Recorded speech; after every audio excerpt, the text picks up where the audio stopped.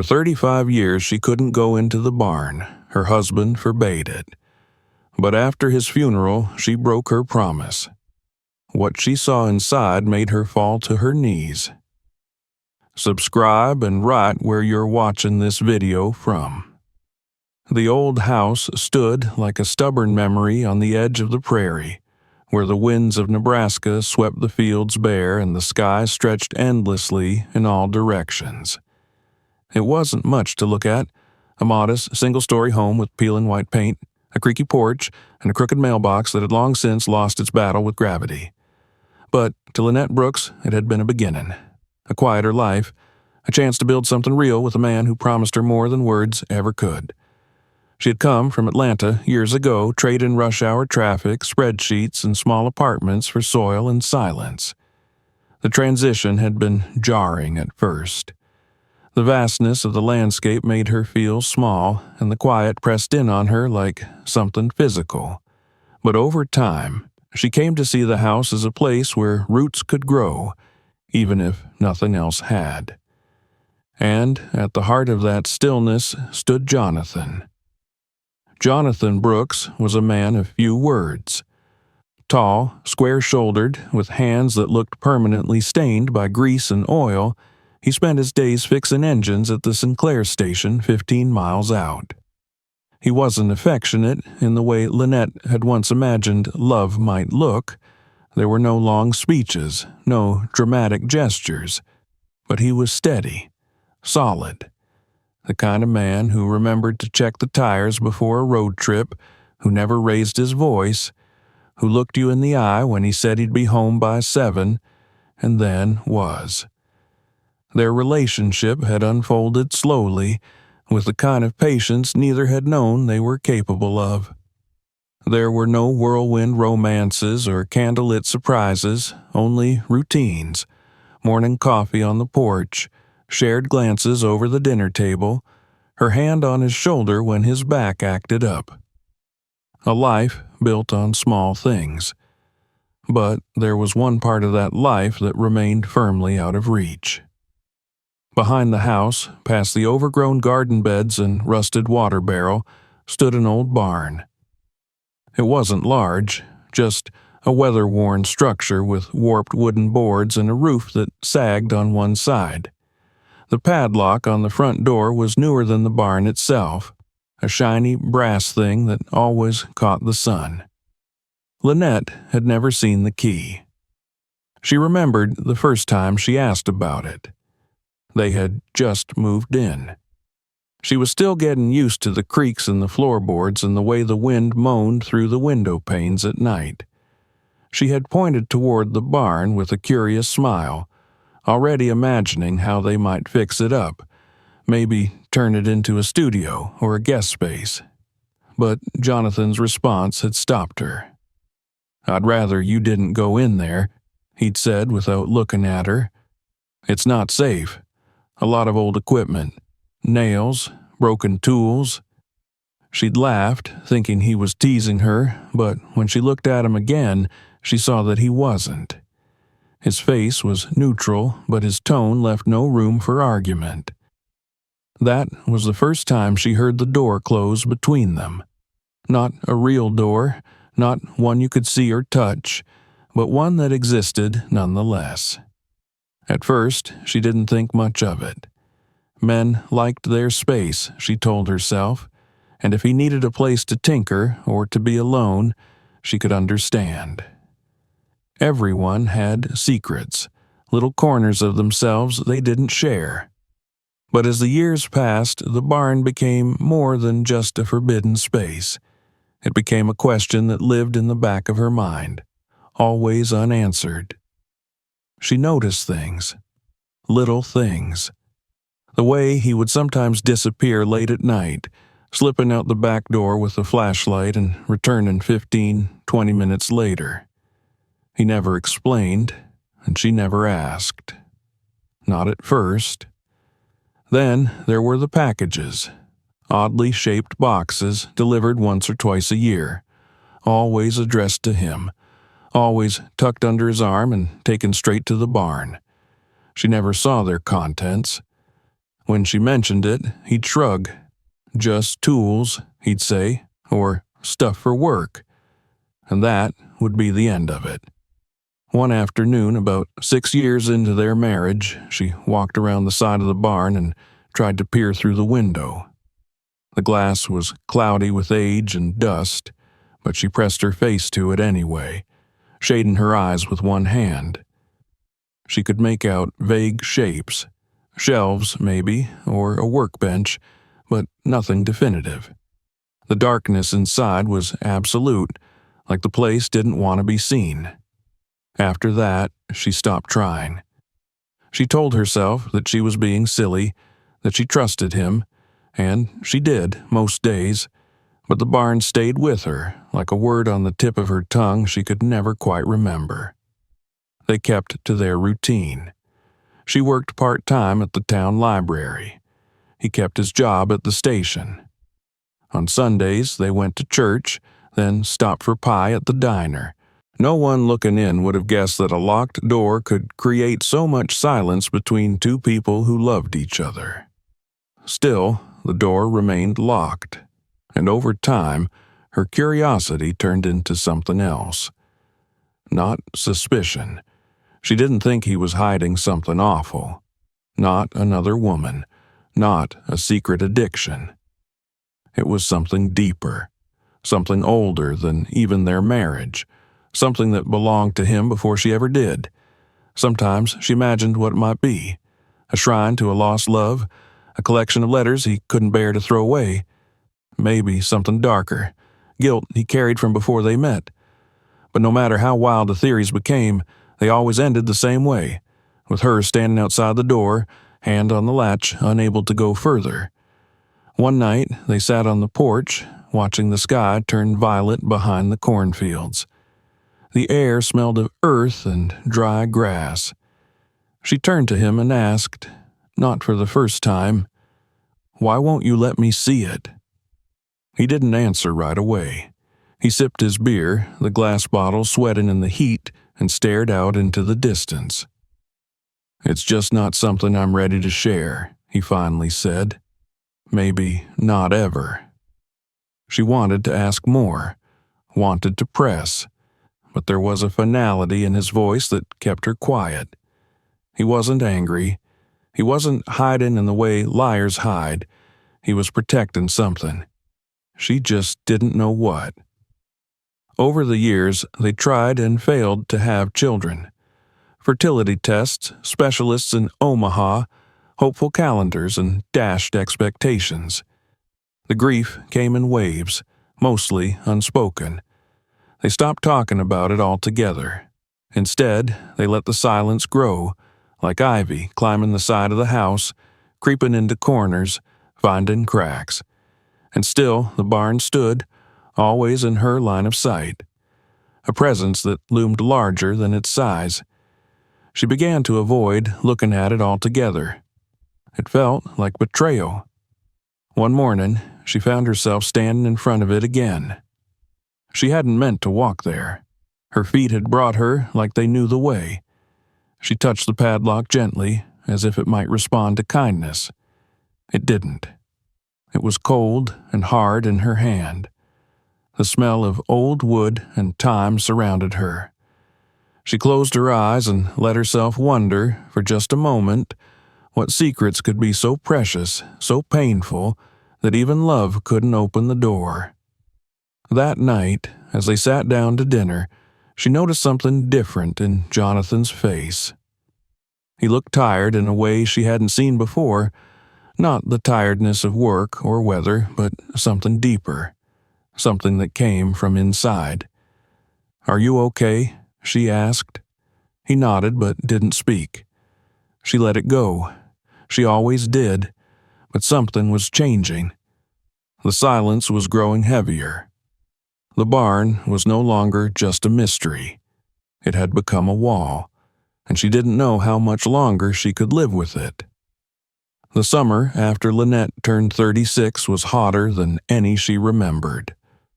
The fields around their home browned earlier than usual. The grass turned brittle underfoot, and the nights brought no relief. The heat sat heavy in the air, clinging to the house like a second skin. It was during this season, with ceiling fans spinning uselessly and cold showers offering only temporary comfort, that she realized something had shifted between them. Not dramatically, not overnight, but with the slow erosion of a shoreline worn by waves. The barn remained locked, ever present in the background like a still photograph hung in her periphery. But now it was more than a curiosity. It had become a symbol, not just of his secrecy, but of something missing between them, something unspoken. And the deeper truth, the one she hadn't yet said aloud even to herself, was that the barn wasn't the only closed door in their lives. They had been trying to conceive for nearly 7 years. It had begun without fanfare, without charts or thermometers, just a hopeful shrug and the idea that what would happen would happen. But it didn't. First came the waiting, then the wondering. A year passed, and she brought it up casually, half joking. Another year, and they were scheduling appointments, sitting in clinics with waiting rooms painted in pastels, surrounded by couples who looked just as uncertain, just as fragile. Lynette remembered the words from the specialist in Omaha.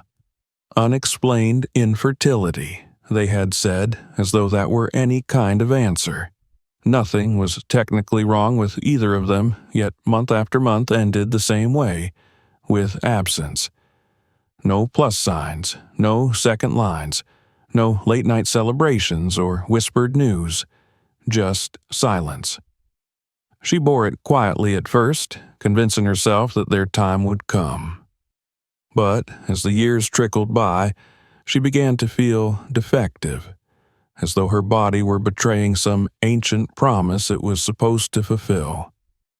She kept a small box of baby clothes in the closet, things she'd bought early on when hope had still felt solid. A pair of soft socks, a onesie with cartoon bears, a pacifier in mint packaging. Every few months she would take them out, run her fingers over the fabric, then put them back as though nothing had happened. Jonathan rarely spoke about it. He never blamed her, never expressed disappointment, but his silence was a weight. Whenever she brought up another test, another procedure, another possibility, he would nod without commitment, like someone responding to a story they'd already heard too many times.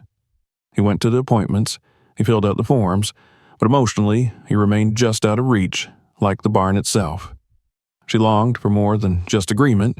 She wanted to hear him say it mattered to him, that he felt it too, but he only gave her his quiet presence, and while that had once comforted her, it now began to feel like absence disguised as support. She tried to keep herself busy. The library job gave her structure, but there were long, slow afternoons where she shelved books mechanically, her mind drifting to parallel lives, versions of herself with a stroller, with a diaper bag slung over her shoulder, with laughter echoing through the house. The dreams clung to her like cobwebs she couldn't shake off. Jonathan, for his part, grew more withdrawn, though not unkind. He still brought her coffee in the mornings, still fixed things without being asked, but he stopped lingering at the table after dinner. He would disappear into the backyard, into the barn, and stay there until well after dark. When she asked what he was doing, he gave the same answers as always. Just cleaning up, just organizing. No emotion, no elaboration. Once, in a moment of raw honesty, she pressed her palm against the barn door, feeling its warmth under the afternoon sun. She imagined what was behind it, not with the fanciful wonder of earlier years, but with a kind of dread. Maybe he had built something there. Maybe he had created a space where the child they never had could exist, if only in his imagination. She pushed the thought away. It felt too painful, too intimate, like trespassing into grief. They no longer spoke about children. The silence between them had changed. It wasn't the peaceful quiet they once shared on porch swings or long drives. It was filled with things unsaid, things avoided. It had edges now. Lynette began to notice how Jonathan touched her less, not in rejection, but with a kind of reverence that bordered on distance. He kissed her forehead like one might close a book they no longer had the heart to read. There were moments when she wanted to scream, to shout at the sky, to shatter something just to see it break. But those moments passed, and she returned to the rhythm of their days. The house still needed cleaning. The groceries still needed buying. The grass still grew. Life, despite everything, went on. On their 12th anniversary, Jonathan brought home a cake from the diner. He didn't bake, never had, but she appreciated the gesture. They ate it in the kitchen, forks scraping against the paper plate, and for a few minutes it felt almost like it used to. She looked at him and tried to read his face. He looked tired, not physically, but in a way that went deeper, like someone who carried something heavy that had become part of his posture. Later that night, as they lay in bed with the windows open to let in the breeze, she turned to him and asked quietly, "Do you ever wonder what it would have been like?" He didn't pretend not to understand. He stared at the ceiling for a long time before answering. "Every day," he said, and that was all. The next morning, she watched him from the kitchen window as he made his way across the yard, coffee mug in hand, his steps slower than they used to be. He paused by the barn, reached into his pocket, and unlocked the door. He disappeared inside, and the door swung shut behind him with its familiar groan. She stood there, unmoving, the mug cooling in her hands, thinking about all the things they'd built together, and all the things they hadn't. That evening, she tried to talk to him. Not about the barn, not directly, but about the distance between them, about how it felt to live in a house with a ghost of a child they'd never had. She chose her words carefully, trying not to sound accusatory, trying not to let the hurt take over. He listened. He always did, but his answers were short, measured. "I'm sorry," he said. "I wish I had more to give." It wasn't the response she wanted. It wasn't anger or even dismissal. It was resignation, a quiet surrender to the life they'd ended up with. After he went to bed, she wandered out into the backyard. The stars were out, brilliant against the black sky, and the barn stood dark and still under their glow. She walked up to it, placed her hand on the door again. It was cool now, the heat of the day gone. She leaned her forehead against the wood and closed her eyes. She whispered to no one in particular, "What are you keeping in there, Jonathan?" She knew he wasn't hiding anything malicious. He wasn't a man with skeletons in the closet. But he was a man with sorrow, and maybe that was worse. Maybe whatever lived behind that door was a reflection of something he couldn't bear to share, not because he didn't trust her, but because it would hurt too much. She turned away and went back inside. She wouldn't ask again, not yet, but the question had rooted itself deeper than ever, and though she didn't yet realize it, the answer would eventually come. Too late for the asking, but not too late to understand. The first sign was so small, so ordinary that Lynette almost missed it. Jonathan had always been a strong man, not just in build, but in the way he moved. Deliberate, grounded.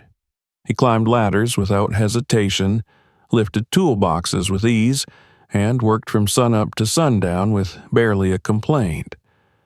So when she noticed him rubbing his lower back after standing up from the dinner table, she dismissed it as nothing more than a pulled muscle or a long day at the garage. But it happened again. And again. Soon it wasn't just his back. There were other signs. A loss of appetite. Fatigue that lingered even after a full night's sleep. The color in his face began to dull.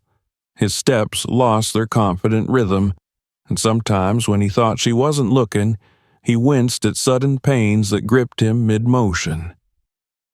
Lynette asked him to see a doctor, gently at first, then more firmly. Jonathan resisted. He said it was just age, that everyone slowed down eventually, that she was worrying too much. But his shirts began to hang looser on his frame, and dark circles formed beneath his eyes. She couldn't ignore it any longer.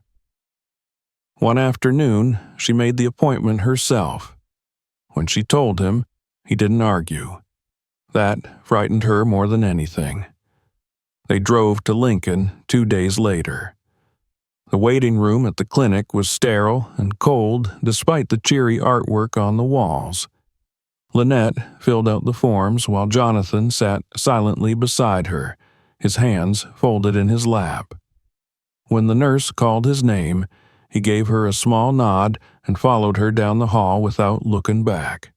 She waited alone. An hour passed, then another. Finally, the doctor came out, his expression unreadable. They sat in a small room with beige walls and a ticking clock that seemed too loud. The words came slowly, cautiously. Pancreatic cancer, advanced stage, inoperable. Time seemed to fold in on itself. Lynette heard the words, but they didn't land all at once. It was like standing on a shore and watching a wave rise, impossibly high, knowing it would crash but unable to move. Jonathan didn't speak. He only nodded, his face unmoved, as if he'd already known. The drive home was quiet. Neither of them spoke. The fields passed by in blurs of gold and green, the sky wide and heartless above them. When they reached the house, Jonathan got out of the car and walked inside without waiting for her. She followed, her fingers trembling on the door handle. In the days that followed, he refused further treatment. No chemotherapy, no radiation. He told her he didn't want to spend whatever time he had left lying in a hospital bed with tubes in his arms. He wanted to be at home, in his own bed, with his own coffee cup on the table and the familiar sounds of the creaking porch under his feet. Lynette didn't argue. She couldn't. If it had been her, she might have made the same choice. So she became his caretaker. She organized his medications, adjusted his diet, and helped him move around the house when he grew too weak to manage alone. She learned how to check his vitals, how to manage his pain. At night, she would sit beside him, sometimes reading aloud, other times just holding his hand as he drifted into restless sleep. The decline was both fast and agonizingly slow. Some days he was lucid and talkative, even cracking dry jokes that reminded her of the man he used to be. Other days he barely opened his eyes. His body withered before her, and no matter how tightly she held on, she couldn't stop the unraveling.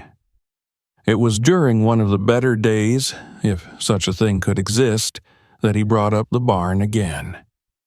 She had been helping him into his chair on the porch when he placed his hand lightly on her wrist. His grip was weak but purposeful. "If something happens," he said, his voice thin as wind, "don't go in there." Lynette looked at him, startled. She hadn't thought about the barn in weeks. Her mind had been consumed with pill schedules, doctor's calls, the ache of anticipatory grief. The barn had become background noise. "I'm serious," he added, his gaze meeting hers. "Promise me, even after I'm gone." She wanted to ask why, to finally demand the truth, but something in his eyes stopped her. It wasn't fear. It was sorrow, a deep, old sorrow that she didn't understand. She nodded. "Okay," she said softly. "I promise." The words tasted bitter in her mouth, but she said them anyway. That night, as she helped him to bed, he whispered something else, almost too faint to hear. "I kept it for us," he said. "You might not understand, but I had to." He drifted off before she could ask what he meant. The following weeks were a blur of decline. Jonathan slept more than he was awake. His voice grew fainter, his skin cooler. Lynette stayed by his side through it all, holding onto his hand like it was the last thing anchoring her to the earth. Then, one morning, he was gone. He passed away in his sleep, his hand still curled loosely in hers. There was no drama, no final gasp, only silence. A final, irreversible silence. The house felt unbearably quiet in the days that followed. She handled the funeral arrangements with the detached efficiency of someone moving underwater. The service was small. A few neighbors came. A co-worker from the garage. A distant cousin she barely remembered. She stood alone by the grave, the wind tugging at her coat, as the pastor said a few solemn words. She didn't cry. Not then. Her grief hadn't found a place to land yet. It hovered just outside of reach, like a storm waiting for its moment. When she returned home, the first thing she saw from the kitchen window was the barn. Still standing, still locked, still waiting. At first, she tried to avoid it. She focused on sorting through his things, boxing up clothes, going through drawers, but everywhere she turned, there were reminders. His shaving kit on the bathroom shelf, the boots by the back door, the scent of him in the flannel shirts she could not yet bring herself to wash. Each day, the barn seemed to draw her gaze more insistently. It was no longer just a question. It was the only question. What had he kept from her? What truth had he carried to his grave? She would wake in the middle of the night and find herself standing at the window, eyes fixed on the dark outline of the structure. Once she walked out barefoot across the dew-soaked grass and stood in front of it, trembling. She touched the lock, half expecting it to fall open, but she didn't enter. Not yet. She had made a promise. And even in death it held. But the weight of it was becoming unbearable. One morning, she found herself sitting on the porch, staring at the barn as the sun rose behind it, casting long shadows across the yard. She clutched her coffee cup tightly, as if it could keep her from unraveling. She thought about the way Jonathan had looked at her in those final days, not with guilt, but with a kind of desperate tenderness, as though he wanted to shield her from something she wasn't strong enough to bear. But she was strong. She had stood by him through the worst. She had watched the man she loved fade into dust and still managed to wake up the next day. And now, all that remained was a locked door. The promise she had made was beginning to feel less like respect and more like a chain. She whispered his name into the morning light. Then she stood and walked toward the barn. The grass was still wet with morning dew when Lynette stepped off the porch and walked across the backyard. She wore one of Jonathan's old flannel shirts over her nightdress, sleeves rolled clumsily above the wrists. The sun had barely cleared the horizon, and the sky glowed a soft, indifferent gray. Each step she took brought a low, chilled dampness to her ankles, but she barely noticed. Her eyes were locked on the barn. It stood just as it always had, weather-worn, slumped at the corners, as though bowing to the years that had passed. The padlock on the door still hung where it had always been, dulled now from time, flecked with rust. The sight of it sent a small, silent ripple through her chest. She had promised him she wouldn't enter. But what did a promise mean when the person it was made to was no longer here to hold it? The wind whispered through the cornfield behind the house, carrying with it the scent of soil and faint memory. She paused at the door, her fingers grazing the cold metal of the lock. For a moment, she imagined his voice again, gentle but firm. "Don't go in there." Even now, his absence felt less like a void and more like a shadow that lingered in every corner of the property. And standing here, her hand on the thing he'd kept from her all these years, she felt as if he were still watching. Lynette reached into her pocket and pulled out the key. She had found it tucked inside an envelope, unmarked, in the drawer of his nightstand 3 nights after the funeral. She hadn't touched it until now. Holding it had felt like holding a live wire, as if the mere act of possession would rupture something sacred. But this morning was different. The stillness in the house had begun to feel suffocating. The echo of her own footsteps, the absence of his breath in the bedroom, the untouched coffee mug by the sink, it had all begun to press against her chest. She needed air and answers. The key slid into the lock easily, almost too easily, as though it had been waiting for her. With a dull click, the latch gave way. She hesitated, her breath shallow, and then pushed the door open. The scent hit her first. Not rot or mold, but dust and wood and something unexpectedly sweet, like honey and old paper. Light filtered in through the crooked slats in the walls, casting stripes across the floor. For a moment, she stood in the threshold, blinking against the dim interior, trying to make sense of what she was seeing. It wasn't a workshop. There were no oil drums, no rusted tools or car parts like she'd imagined. Instead, the space opened gently into something else, something heartbreakingly unexpected. On the far wall, children's drawings were pinned neatly in rows. Bright, uneven sketches in crayon and marker. Stick figures holding hands. A lopsided sun in the corner of a page. A dog with spots and a blue collar. Above them, in large letters, were words that made her knees go weak. For Mom and Dad, I love you. Our family. Beneath the drawings sat a small bookshelf filled with well-worn picture books and plush toys. A battered teddy bear leaned against the side, its ear nearly torn off. A wooden train set snaked across the floor nearby, as if someone had only just left the room and might return at any moment to resume play. In the corner was a crib. Real. Wooden. Sanded smooth and painted white, though the paint had begun to peel. A small, knitted blanket lay inside, and on the pillow was a stuffed elephant, its ears sagging but its button eyes still alert and gentle. The sight of it made her press a hand to her chest. This wasn't just a storage space. This was a nursery. She stepped forward, slowly, as if afraid to break the spell.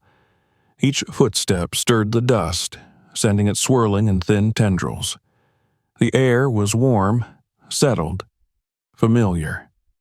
Her fingers brushed the edge of a mobile that hung above the crib, wooden stars, carved and painted by hand, suspended by bits of string. They turned gently in the draft, as if moved by breath. It didn't make sense. None of it made sense. They had never had children. They had tried, year after year, until hope had become an old wound they stopped touching. And yet here, in this secret room he had built behind a locked door, Jonathan had created a world where their child had existed. On the small table next to the crib sat a notebook. A simple, spiral-bound school notebook, the kind she remembered from her own childhood. Its blue cover was faded, corners curled. She picked it up with trembling hands and opened to the first page. At the top, in his neat, blocky handwriting, were the words, "Diary of a Father. For you, my child, if you ever find this." Lynette sank to the floor. She turned the pages slowly, each line revealing a piece of a world she never knew he carried. The first entries were cautious, uncertain. "Today, I built the crib. I don't know if it's silly, if I'm setting myself up for heartbreak, but I needed to do something with my hands. I needed to believe it could happen. That you could happen.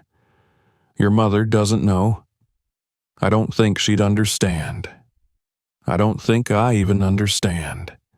But every nail I drove into that wood felt like I was building more than furniture. I was building hope. She read on, and the entries grew more detailed. He wrote about imagined milestones, first words, first steps, scraped knees, bedtime stories. He had given the child a name, though it was never the same twice.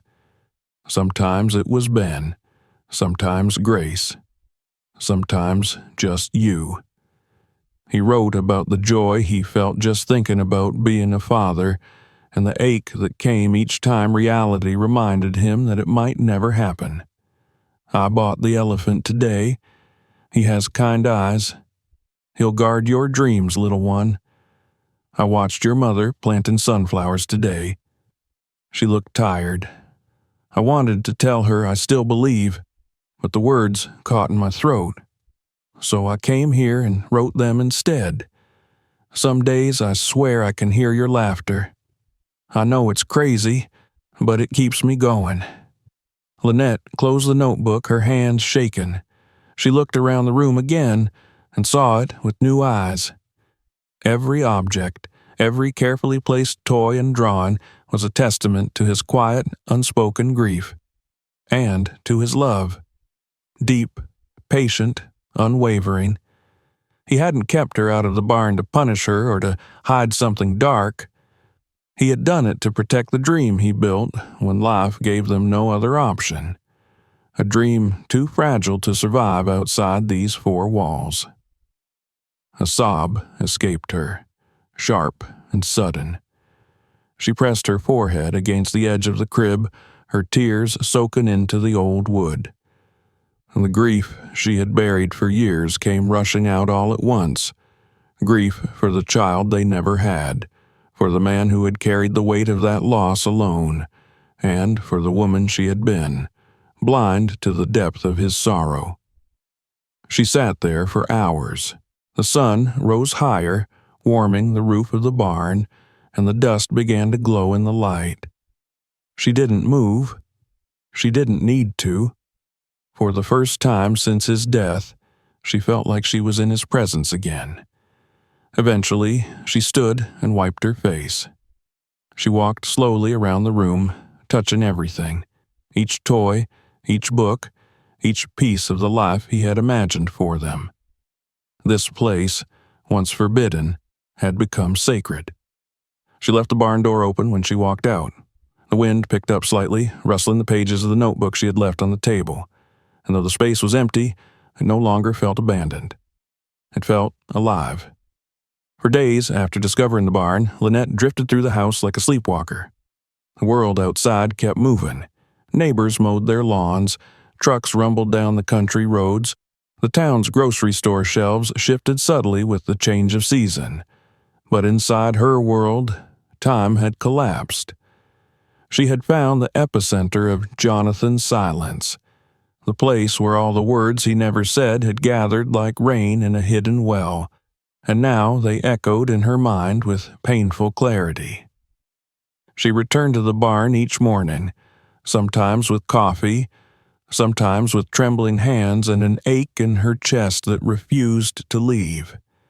The more she read of the notebook, the more she began to understand the man she had married, and the depth of his quiet sorrow. His words were not rehearsed or poetic. They were simple, steady, full of longing. Not once did he blame her for the life they couldn't build together. He never even blamed himself.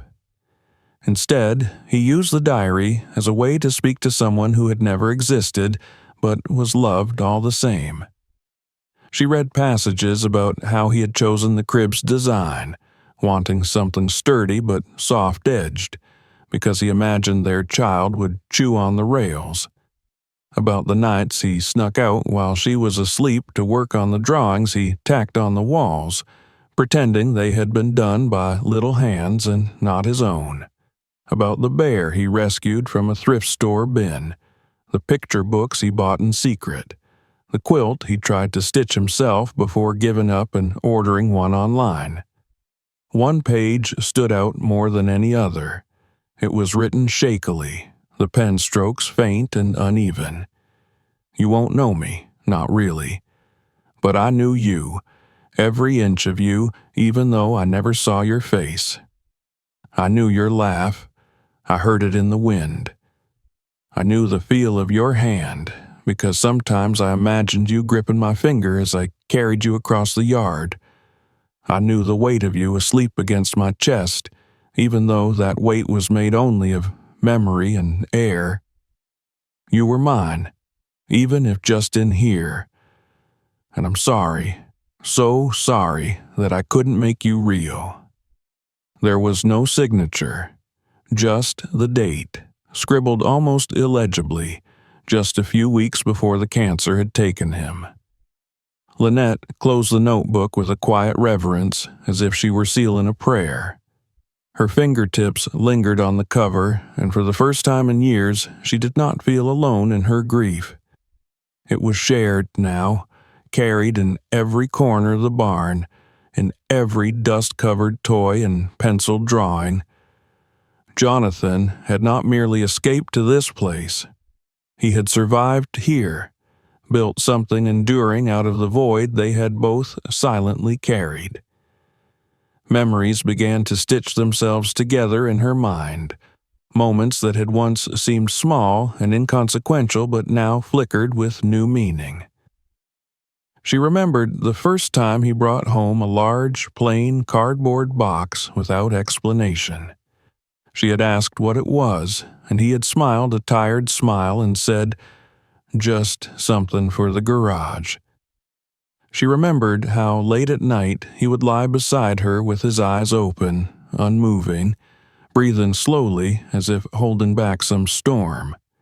She remembered how he had watched children in the park, not with envy or bitterness, but with a quiet ache, his eyes soft and unreadable. All along, he had been building a world for the child they could never have. Not to replace that child, not to deny their reality, but to hold on to some piece of it in a way that wouldn't drown him. She had mourned in silence, and so had he, but in completely different languages. Her grief had been inward, pressed beneath the routines of daily life. His had become this room. She returned to the barn every afternoon, sometimes just to sit. There were no ghosts there, no whispers in the corners, only the steady hum of wind through the boards and the scent of pine and paper and time. She dusted the bookshelf, rearranged the stuffed animals, straightened the mobile when it tilted. She treated the space not as a museum of pain, but as a living memory, of hope, of love, of Jonathan's unspoken dream. One afternoon, as she was sweeping the floor, she found a second notebook tucked behind the crib, thinner than the first. It contained only a few entries, but they cut deeper than the rest. In them, Jonathan had begun writing to her. "I don't know if you'll ever find this, or if you'll understand, but I've always loved you more than I could say. I didn't tell you about this place because I wanted to spare you. I didn't want to see that look in your eyes, the one you wear when you think you failed. You didn't. None of this was your fault. I built this room for me, for us, for what could have been.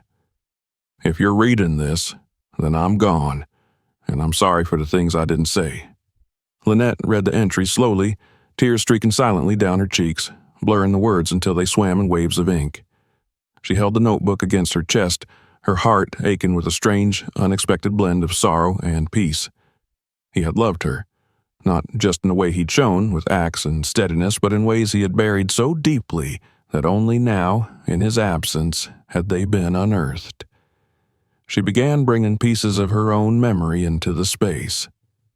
From the attic, she retrieved a dusty box of items from her childhood. A faded doll, a plastic ring from a cereal box, a photo of her father holding her up to touch the branches of a tree.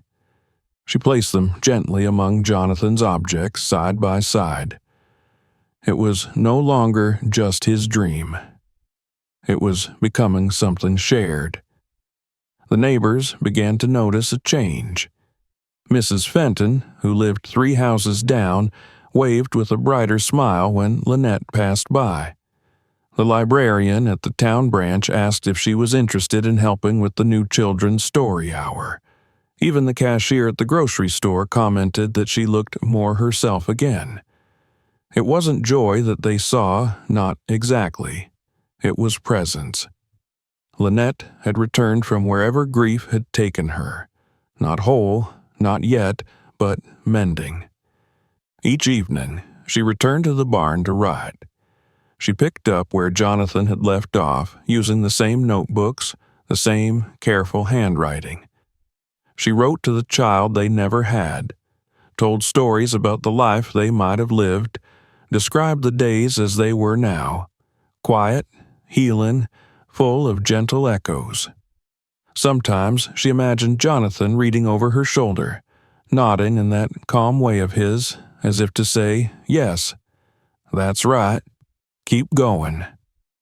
It was in that same spirit that she began to consider the world outside their home again, not with dread, but with a quiet yearning. The idea came slowly, forming like condensation on a window pane.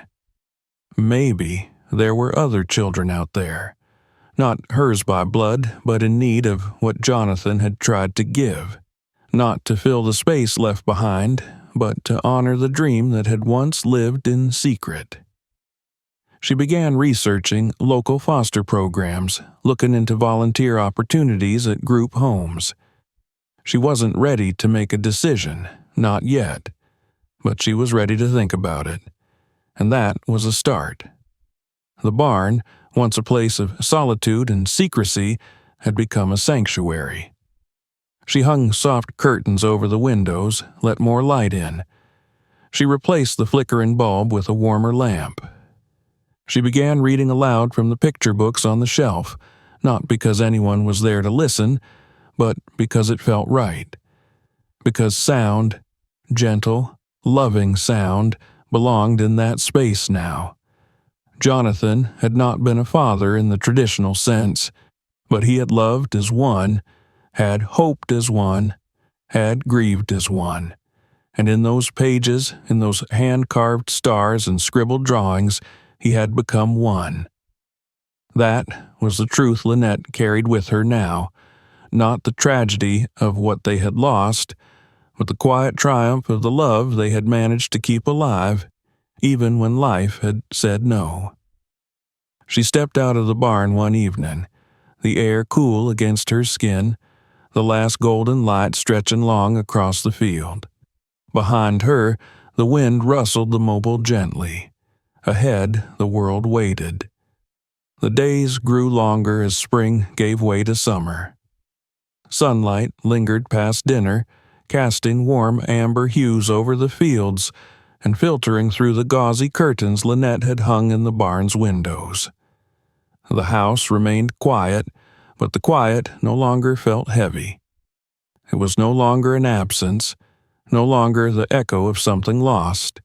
Instead, it had softened into something calm, something reverent, like the hush inside a chapel, or the hush that follows laughter when the heart is full and still. Each morning began the same way now. Lynette would rise before the heat settled in, make her coffee, and walk barefoot across the grass to the barn. Sometimes she brought a fresh notebook, sometimes the old one still bearing Jonathan's handwriting, its cover soft from the touch of her fingers. She would sit in the rocker she had placed near the crib, an old wooden chair she had pulled from storage and sanded down, its creak now a familiar rhythm, and she would write. She wrote to Jonathan, to the child that never was, to herself. She wrote of memories and dreams, of new thoughts and quiet revelations, Some days her entries were long and winding, other days just a single line: "I miss you. I'm okay. I see you in the wind." She no longer cried when she entered the barn.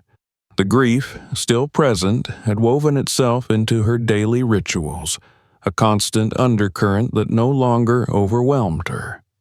The space had transformed, not only in appearance but in meaning. It had become a sanctuary, not just of what had been lost, but of what still could be.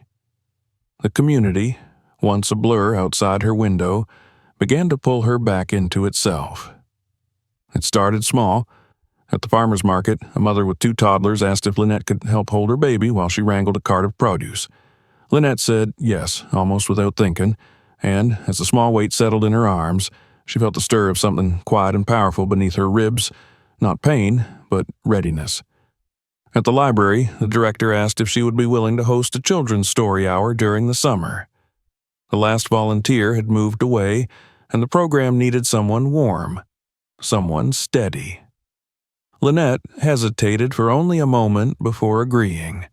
She spent hours preparing, selecting books that had once filled Jonathan's makeshift nursery, books he had lovingly chosen in the hope of a bedtime that would never come.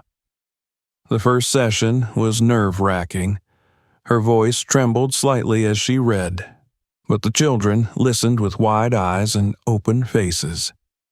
Their laughter filled the small room, bright and unfiltered, and for the first time in years, Lynette laughed with them, not the polite, strained smile she had worn in grocery store aisles and church pews, but real, spontaneous laughter that left her breathless and blinking back tears. She began volunteering at the local foster agency on weekends. It started with organizing donations and cleaning the playrooms, but before long she was sitting with children during visitation hours, reading to them, helping with homework.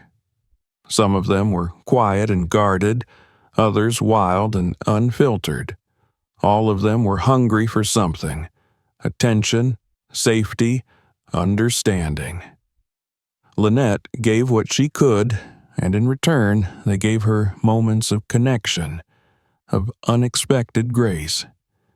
The idea of adopting a child herself still lived far in the distance, like a mountain on the horizon, visible, possible, but not yet within reach. She didn't rush toward it. She wasn't trying to fill the space Jonathan had left behind. That space belonged to him, and always would. But the love he had left with her, that quiet, enduring, dream-shaped love, was too large to contain. It needed somewhere to go. One afternoon, while cleaning the barn, Lynette came across a small box she hadn't noticed before. It was tucked beneath a shelf, hidden behind a stack of blankets.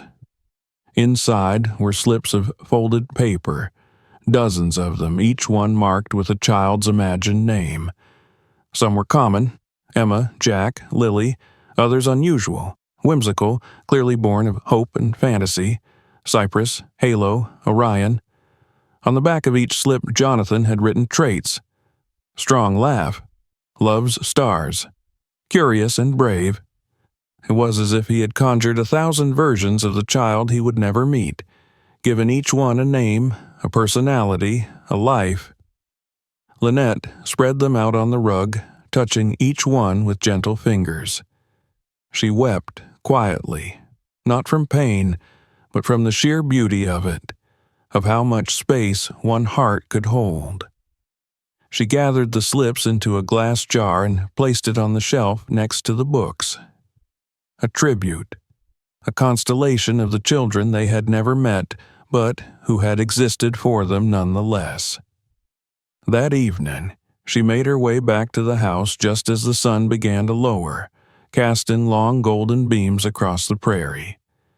She paused at the porch steps, looking back at the barn. Its door stood open, just slightly, enough for the light inside to spill out like warmth. It no longer looked like a forgotten relic. It looked like a living place, a space that breathed and held. She went to the kitchen and brewed tea, the scent of chamomile rising into the still air. On the table lay the latest letter from the foster agency. They were organizing a summer outing for the children and needed volunteers to chaperone. A picnic by the river, games, lunch under the trees. She touched the paper lightly, then reached for a pen and wrote her name on the sign-up form. That night, sleep came easily. She dreamed of Jonathan, not as he had been in those final days, frail and fading, but as he was in the beginning, strong, steady, his eyes full of quiet mischief. In the dream, he stood beside her in the barn, one hand resting lightly on the crib, the other holding hers. He didn't speak, but he didn't need to. She felt everything he wanted to say in the way his thumb traced the back of her hand. When she woke, the warmth of his touch remained. A week later, a traveling puppet theater came to the town green. It was the kind of event she and Jonathan might once have wandered past on an evening walk, pausing just long enough to listen before continuing home. This time she walked purposefully toward the crowd and found a spot on the grass among the children and families. She sat cross-legged, arms around her knees, watching as the puppets danced and tumbled across the tiny stage.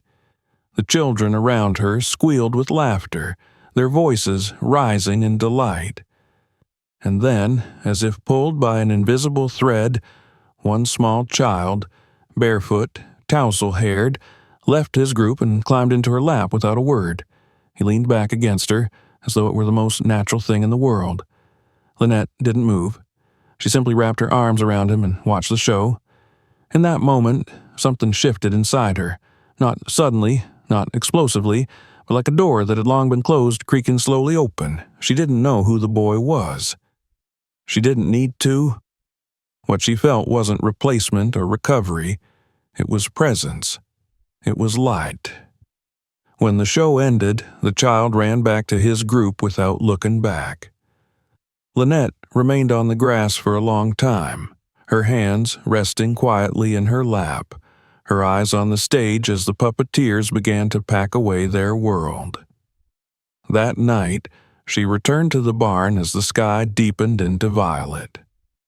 She lit the small lamp by the crib, sat in her rocker, and opened her notebook. The page was blank, waiting. She pressed her pen to the paper and began to write. You never lived in this house, not in the way we dreamed, but you lived in him, and now you live in me. You were loved. You are loved. That makes you real. She paused, letting the ink settle, then continued. We are still here, and the world is still full of light. The barn held its silence. The stars blinked into the sky one by one, and the night wrapped gently around her like a promise kept. If this story touched you, don't forget to subscribe to the channel so you won't miss the next one. Feel free to share this video with someone who needs a little light today. And if you're ready for more, check out the next story waiting for you right here.